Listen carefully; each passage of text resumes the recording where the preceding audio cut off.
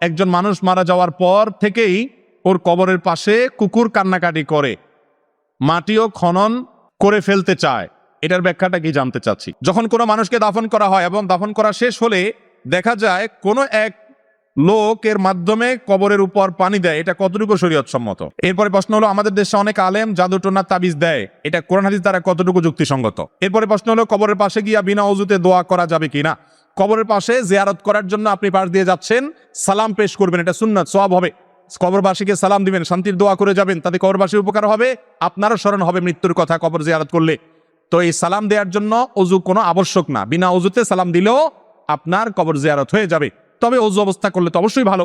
অতএব কবরের পাশ দিয়ে রাস্তা আছে, রাস্তা দিয়ে আপনি হেঁটে যাচ্ছেন, যাওয়ার সময় সালামুন আলাইকুম দারা কওমুল মুমিনিন, হে ঈমানদাররা যারা কবরে শায়িত আছে তোমাদের প্রতি শান্তি বর্ষিত হোক, ওয়া ইন্না ইনশাআল্লাহু বিকুম লাহিকুন, আমরা তোমাদের পর চিরে আসতেছি, আমরাও কবরে আসবো এক সময়। এরকম দোয়া করা, সালাম দেওয়াটা সুন্নত, এটার জন্য অজু আবশ্যক নয়। অজু ছাড়াও আপনি সালাম দিতে পারবেন, কোনো অসুবিধা নাই। মাঝে মধ্যে দেখা যায় যে মানুষকে কবর দেওয়ার পরে চারকুল পড়ে চারজন লোক কবরের চার কোণে 4টা করে গাছ রোপণ করে, এটা কতটুকু শরীয়ত সম্মত? এ ব্যাপারেও কোনো নির্দেশনা নবী করিম সাল্লাল্লাহু আলাইহি ওয়াসাল্লাম হাদিস থেকে আছে বলে আমাদের জানা নেই। কোনো নির্দেশনা নেই যে চারজন চার কোণায় দাঁড়াবে, 4টা খুঁটি ধরবে, 4টা গাছ ধরবে, তারপর সেটা লাগাবে, এরকম কোনো কথা নেই। তবে হ্যাঁ, কবরস্থানের উপরে গাছ লাগানো যেতে পারে, কবরস্থানের উপরে গাছ লাগাবেন, ঘাস লাগাবেন, ফুল লাগাবেন, এগুলোতে কোনো অসুবিধা নাই। কিন্তু যে 4 কোণায় 4জন দাঁড়াবেন এবং 4টা খুঁটি রোপণ করবেন, এরকম কোনো নির্দেশ হাদিস থেকে দেওয়া হয়নি। এরপরে প্রশ্ন হলো, আমাদের দেশে অনেক আলেম জাদুটোনা তাবিজ দেয়, এটা কোরআন হাদিস দ্বারা কতটুকু যুক্তিসঙ্গত? খুবই সুন্দর প্রশ্ন। অনেক মসজিদের ইমাম সাহেব আছেন, অনেক আলেম সাহেব আছেন, অনেক মুয়াজ্জিন সাহেব আছেন, অনেক হুজুর সাহেব আছেন, ইয়া লম্বা দাড়ি, লম্বা জুব্বা, সবই ঠিক আছে, কিন্তু ওনার কাছে গেলে আপোষের তাবিজ দেয়, আবার বিচ্ছেদের তাবিজ দেয়, আবার আপনার একজন আরেকজনের পিছনের শত্রুতা উদ্ধারের তাবিজ দেয়, আছে না নাই?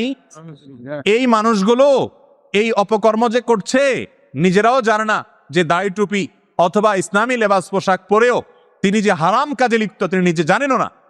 কোন মুসলমানকে কারোর ক্ষতি করার জন্য সহযোগিতা করা কি জায়েজ না জায়েজ? সওয়াবের কাজ না গুনার কথা?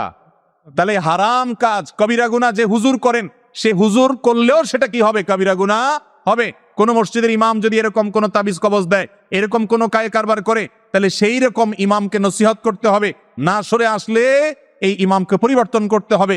কারণ তিনি এই যে স্বামী স্ত্রীর মধ্যে ঝগড়া লাগানো, অমুকের পিছে তমুককে লাগানো, ক্ষয়ক্ষতি করার তাবিজ দেওয়া এবং এই জাতীয় জাদু মন্ত্র কুফরি কালাম এগুলোর আশ্রয় নিচ্ছেন। অতএব এরকম ব্যক্তিকে নসিহা করতে হবে অথবা তাকে ইমামতি থেকে সরাতে হবে। আল্লাহ তাআলা আমাদের যারা এই সমস্ত কাজে লিপ্ত না জেনে তাদেরকে হেদায়েত দান করুন, বলুন আমিন। যখন কোনো মানুষকে দাফন করা হয় এবং দাফন করা শেষ হলে দেখা যায় কোনো এক লোকের মাধ্যমে কবরের উপর পানি দেয়, এটা কতটুকু শরীয়ত সম্মত? ভাই, কেউ মারা গেলে তার কবরের উপরে নিয়মিত পানি দেওয়ার বিশেষ কোনো ফজিলত নাই। তবে যদি কেউ বিশেষ উদ্দেশ্যে দেয় তাহলে সেটা তার উদ্দেশ্য সাধন হতে পারে, যদি কোনো দুনিয়াবি উদ্দেশ্যে দেয়। যেমন একটা গল্প আছে না, যে কোন মহিলা তার স্বামীকে মৃত্যুর আগে ওয়াদা করাইছে যে তুমি আমাকে কথা দাও, আমার মৃত্যুর পর যতদিন আমার কবর ভিজা থাকবে ততদিন তুমি শুকানোর আগ পর্যন্ত বিয়ে করবা না। স্বামী বলছে ঠিক আছে, ওয়াদা করলাম। তো স্বামী মারা যাওয়ার পর, ওই বউ মারা যাওয়ার পরে স্বামী এবার দেখে যে কবর আর শুকায় না, 2-4 মাস হয়ে গেছে কিন্তু তারপরও কবর শুধু ভিজাই থাকে। চিন্তা করলো ব্যাপারটা কি। পরে একদিন দীর্ঘ সময় পর্যন্ত দূর থেকে মনিটর করছে যে কোত্থেকে কবর ভিজে। পরে দেখে যে ওই মহিলার ভাই এসে কবরের উপরে পানি ফেলা দিয়ে যায় প্রতিদিন একবার করে।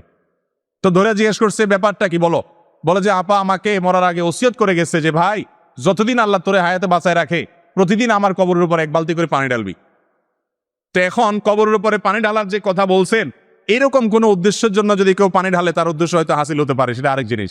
কিন্তু শরীয়তের কোনো নির্দেশ না এটা যে কবরের উপরে নিয়মিত পানি ঢালতে হবে। এটা আমাদের নিজেদের মন গড়া, যদি শরীয়তের নামে আমরা করি সেটা ভুল হবে। একজন মানুষ মারা যাওয়ার পর থেকেই ওর কবরের পাশে কুকুর কান্নাকাটি করে, মাটিও খনন করে ফেলতে চায়, এটার ব্যাখ্যাটা কি জানতে চাচ্ছি। কারোর কবরের কাছে যদি কুকুর গিয়ে ছটফট করে, অস্থির হয়, কান্নাকাটি করে, মাটি খুঁড়ে ফেলতে চায়, তাহলে কি কারণে আল্লাহ তাআলা ভালো জানেন। কুকুরের কোনো সমস্যা থাকতে পারে, ওখানে কুকুরের কোনো কিছু থাকতে পারে। তবে একটা হাদিস থেকে আমরা জানতে পারি কবরের যে আযাব হয় মানুষের, এটা মানুষ শুনতে পায় না, কিন্তু চতুষ্পদ জন্তুদের অনেকেই শুনতে পায়। আল্লাহ রাব্বুল আলামিন যাকে শোনাতে চান সে শুনতে পায়। এবং সবসময় যে এটা ফিল করে তারা অস্থির হয় তাও না, কিন্তু এরকমটি ঘটে, এরকম বিভিন্ন হাদিস থেকে জানা যায়। এজন্য কুকুর কোনো কবরের উপর এরকম করলে আমরা নিশ্চিত নই যে সে কবরে আযাব হচ্ছে, ওই ব্যক্তির প্রতি ক্ষুধারণা করার সুযোগ নেই। তবে হ্যাঁ, অবশ্যই একজন মুসলমান হিসেবে ওই কবরবাসীর জন্য দোয়া করা, তার জন্য আল্লাহর কাছে মাগফিরাত কামনা করা, তার জন্য দান সাদকা করা, এই কাজগুলো আমরা করব। সেই সাথে এর অন্য কোনো কারণ আছে কিনা সেটাও গবেষণা করে বের করার চেষ্টা করব। আল্লাহ তাআলা আমাদের সবাইকে কবরের আযাব থেকে বেঁচে থাকার তৌফিক দান করুন। বিবাহের সময় স্ত্রী যদি স্বামীকে দ্বিতীয় বিবাহ না করার শর্ত দেয়, তাহলে স্বামী কি সেটা মানতে বাধ্য? খুব দরকারি প্রশ্ন। বিবাহের সময় যদি কোনো মেয়ে মানুষ, পাত্রীপক্ষ বা পাত্রী নিজে যদি পাত্রকে শর্ত দেয় যে তোমার সঙ্গে বিবাহ বন্ধনে আবদ্ধ হচ্ছি, তবে শর্ত হলো তুমি আমাকে বিবাহ করার পর আর কোনো সতী আনতে পারবা না, আমার দ্বিতীয় বিয়ে করতে পারবা না, শর্ত দিলাম। স্বামী যদি সেই শর্ত মেনে বিয়ে করে, যে ঠিক আছে শর্ত মানলাম, এই শর্ত যদি মেনে বিয়ে করে, তাহলে স্বামী পরে আর বিয়ে করতে পারবে কি না? তো এটার উত্তরে ওলামায়ে কেরামের অনেকেই বলেছেন যে স্বামী আর দ্বিতীয় বিয়ে করতে পারবেন না। যদি করেন বিয়ে হয়ে যাবে, কিন্তু স্ত্রী তার সংসার করা না করার ব্যাপারে ইখতিয়ার থাকবে, বিবাহ ভাঙার উদ্যোগ নেওয়ার ক্ষমতা এবং অধিকার স্ত্রীর থাকবে। অর্থাৎ স্ত্রী স্বামীর কাছ থেকে তালাক চাইতে পারেন এবং যথাযথ নিয়মে বিবাহ ভঙ্গের জন্য উদ্যোগী হতে পারেন, অধিকার তার থাকবে, কারণ তিনি শর্ত দিয়েছেন। আর আল মুসলিমুনা আলা শুরুতিহিম, মুসলমান যে শর্ত করবে ওই শর্ত তাকে রক্ষা করা আবশ্যক।